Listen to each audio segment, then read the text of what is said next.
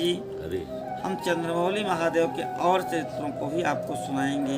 अरे दुंदुभी निरहार नाम का प्रचंड दैत्य हुआ है, अरे जिसका वध भगवान ने किया। अरे ये रुद्र संहिता का युद्ध खंड है ना, युद्ध का ही वर्णन इसमें।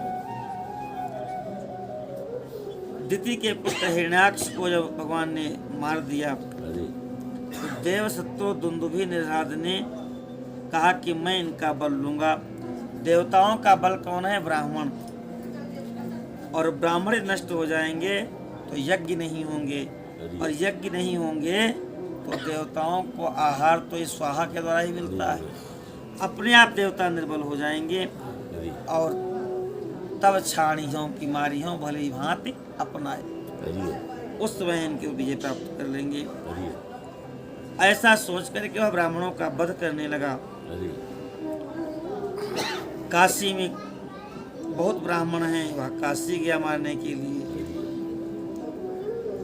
वन में वनचर बनकर संध्या लेते हुए, जल में जलचर बनकर स्नान करते हुए, और रात्र में व्याघ्र बनकर सोते हुए ब्राह्मणों को खाने लगा।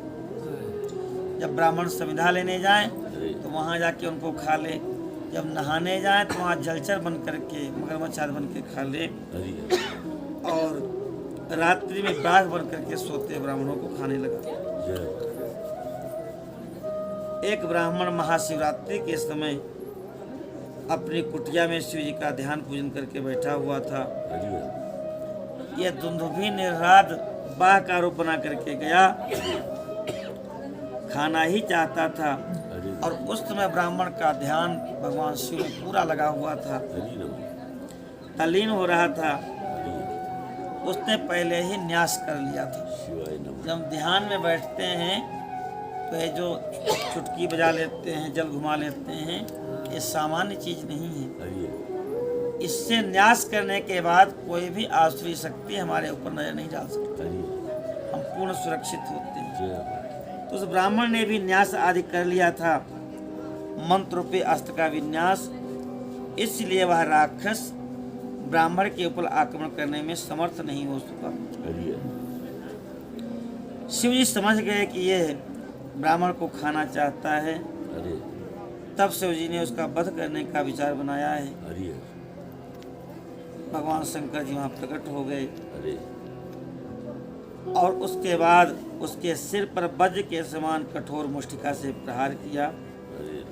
वह व्याघ्र व्यथित हो गया और अपनी दहाड़ से पृथ्वी को कपापता हुआ मृत्यु का ग्रास बन गया, मृत्यु को प्राप्त हो गया। उस रात में उसके शब्द का अनुसरण करते हुए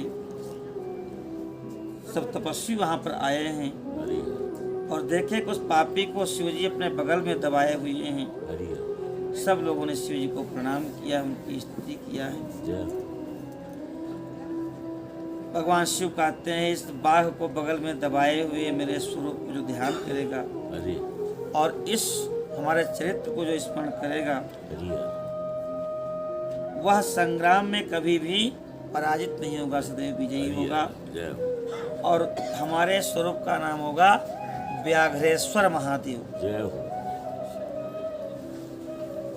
जो इस चरित्र को सुनेगा उसकी समस्त मनोकामनाएं पूर्ण होंगी। शनकादिक भगवान कहते हैं कि व्यास जी, इस प्रकार से उस दैत्य का शिव जी ने वध कर दिया।